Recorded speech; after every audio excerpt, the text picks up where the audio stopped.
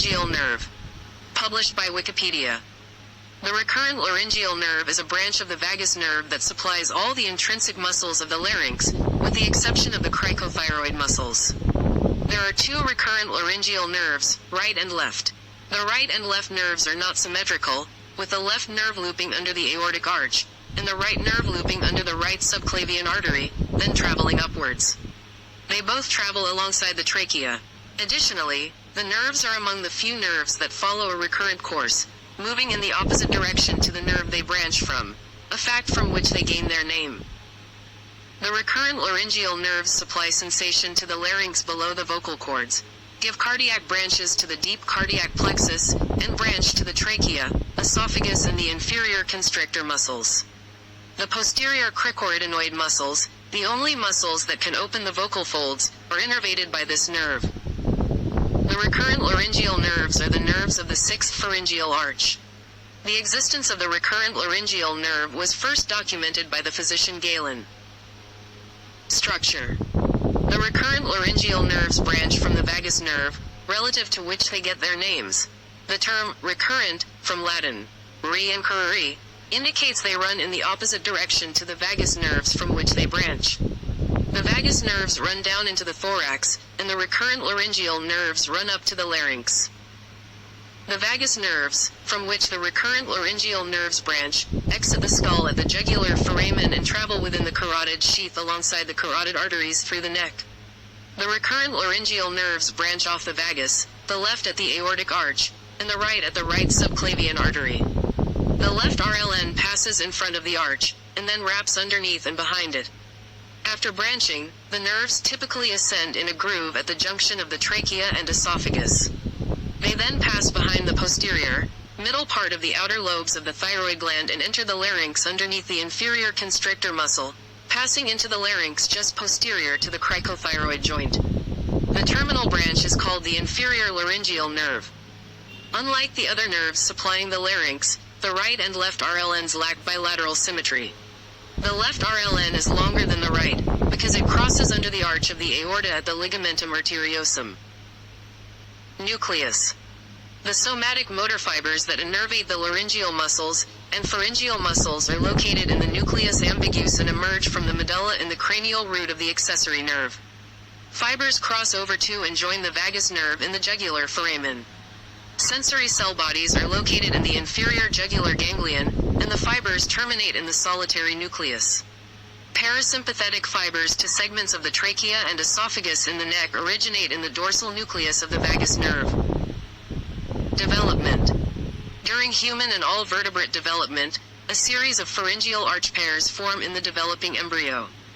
These project forward from the back of the embryo towards the front of the face and neck. Each arch develops its own artery, nerve that controls a distinct muscle group, and skeletal tissue. The arches are numbered from 1 to 6, with 1 being the arch closest to the head of the embryo, and the 5th arch only existing transiently. Arches 4 and 6 produce the laryngeal cartilages. The nerve of the 6th arch becomes the recurrent laryngeal nerve. The nerve of the 4th arch gives rise to the superior laryngeal nerve. The arteries of the 4th arch, which project between the nerves of the 4th and 6th arches, become the left-sided arch of the aorta and the right subclavian artery. The arteries of the 6th arch persist as the ductus arteriosus on the left, and are obliterated on the right. After birth, the ductus arteriosus regresses to form the ligamentum arteriosum. During growth, these arteries descend into their ultimate positions in the chest, creating the elongated recurrent paths. Variation. In roughly 1 out of every 100 to 200 people, the right inferior laryngeal nerve is non-recurrent, branching off the vagus nerve around the level of the cricoid cartilage. Typically, such a configuration is accompanied by variation in the arrangement of the major arteries in the chest. Most commonly, the right subclavian artery arises from the left side of the aorta and crosses behind the esophagus. A left non-recurrent inferior laryngeal nerve is even more uncommon, requiring the aortic arch be on the right side, accompanied by an arterial variant which prevents the nerve from being drawn into the chest by the left subclavian. In about 4 people out of 5, there is a connecting branch between the inferior laryngeal nerve, a branch of the RLN, and the internal laryngeal nerve, a branch of the superior laryngeal nerve. This is commonly called the anastomosis of Galen, even though anastomosis usually refers to a blood vessel, and is one of several documented anastomoses between the two nerves. As the recurrent nerve hooks around the subclavian artery or aorta, it gives off several branches. There is suspected variability in the configuration of these branches to the cardiac plexus, trachea, esophagus and inferior pharyngeal constrictor muscle. Function. The recurrent laryngeal nerves control all intrinsic muscles of the larynx except for the cricothyroid muscle. These muscles act to open, close, and adjust the tension of the vocal cords, and include the posterior cricoarytenoid muscles, the only muscle to open the vocal cords. The nerves supply muscles on the same side of the body, with the exception of the interarytenoid muscle, which is innervated from both sides. The nerves also carry sensory information from the mucous membranes of the larynx below the lower surface of the vocal fold, as well as sensory, secretory and motor fibers to the cervical segments of the esophagus and the trachea. Clinical significance. Injury.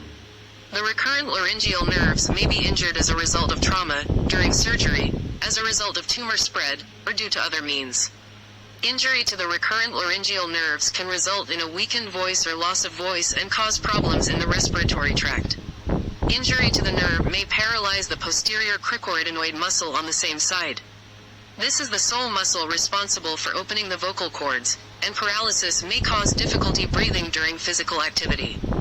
Injury to both the right and left nerve may result in more serious damage, such as the inability to speak. Additional problems may emerge during healing, as nerve fibers that re-anastomose may result in vocal cord motion impairment, uncoordinated movements of the vocal cord. Surgery. The nerve receives close attention from surgeons because the nerve is at risk for injury during neck surgery, especially thyroid and parathyroid surgery, as well as esophagectomy. Nerve damage can be assessed by laryngoscopy, during which a stroboscopic light confirms the absence of movement in the affected side of the vocal cords. The right recurrent laryngeal nerve is more susceptible to damage during thyroid surgery because it is close to the bifurcation of the right inferior thyroid artery, variably passing in front of, behind, or between the branches. Similarly, thermal injury can occur with the use of radiofrequency ablation to remove thyroid nodules. The nerve is permanently damaged in 0.3 to 3% of thyroid surgeries, and transient paralysis occurs in 3 to 8% of surgeries. Accordingly, recurrent laryngeal nerve damage is one of the leading causes of medical legal issues for surgeons. A 2019 systematic review concluded that the available evidence shows no difference between visually identifying the nerve or utilizing intraoperative neuroimaging during surgery, when trying to prevent injury to recurrent laryngeal nerve during surgery. Tumors. The RLN may be compressed by tumors. Studies have shown that 2 to 18% of lung cancer patients develop hoarseness because of recurrent laryngeal nerve compression, usually left-sided. This is associated with worse outcomes, and when found as a presenting symptom, often indicates inoperable tumors. The nerve may be severed intentionally during lung cancer surgery in order to fully remove a tumor. The RLN may also be damaged by tumors in the neck, especially with malignant lymph nodes with extracapsular extension of tumor beyond the capsule of the nodes, which may invade the area that carries the ascending nerve on the right or left. Other disease. In Ordner's syndrome or cardiovocal syndrome, a rare cause of left recurrent laryngeal nerve palsy, expansion of structures within the heart or major blood vessels impinges upon the nerve, causing symptoms of unilateral nerve injury. Other animals. Horses are subject to equine recurrent laryngeal neuropathy, a disease of the axons of the recurrent laryngeal nerves. The cause is not known, although a genetic predisposition is suspected.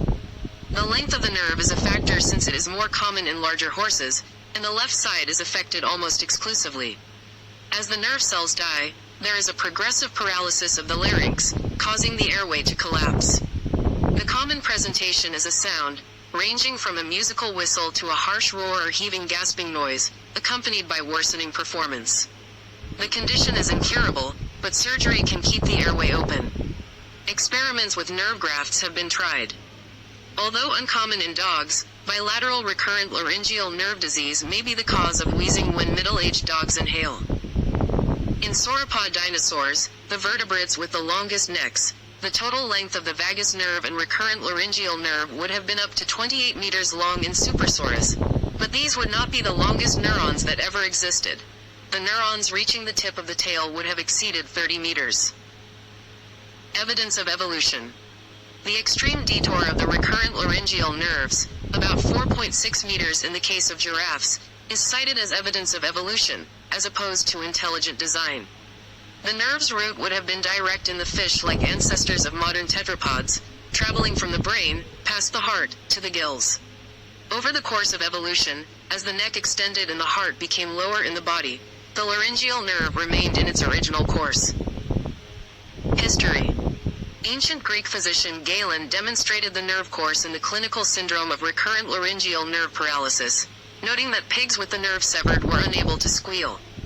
Galen named the nerve the recurrent nerve, and described the same effect in 2 human infants who had undergone surgery for goiter.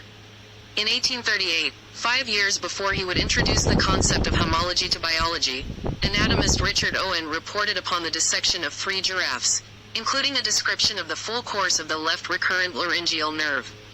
Anatomists Andreas Vesalius and Thomas Willis described the nerve in what is now regarded as an anatomically standard description, and Dr. Frank Leahy documented a way for its interoperative identification during thyroid operations.